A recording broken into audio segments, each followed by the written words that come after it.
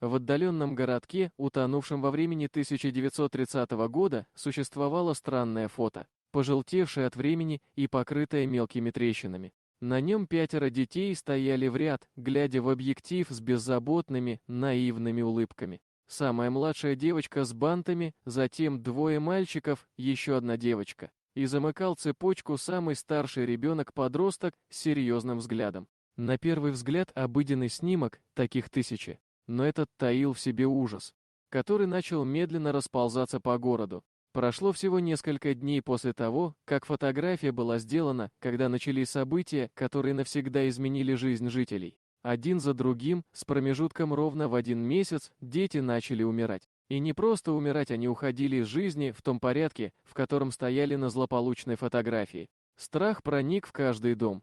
Люди шептались о проклятии, о старой ведьме, якобы когда-то изгнанной из этих мест, а кто-то винил саму камеру, которая могла быть запечатленной смертью. Были и те, кто пытался найти рациональное объяснение болезнь, отравления, совпадения. Но логика сдавала позиции перед цепкой, мертвой тишиной и траурными лентами на дверях. Родители оставшихся детей держались за друг друга, как утопающие. Они не спали, молились, искали защиту в молитвах и заговоренных талисманах. Но внутри все сжималось от ужаса перед очередным роковым днем. Когда остались только 2 живых, в город прибыл молодой детектив по имени Эдгар, ведомый не столько долгом, сколько внутренним беспокойством. История дошла до него, как шепот из иного мира. Он начал копать, поговорил с семьями, просмотрел церковные архивы, рыскал по запыленным подвалам мэрии и изучал каждую деталь прошлого городка. Чем глубже он углублялся, тем яснее становилась эта неслучайность.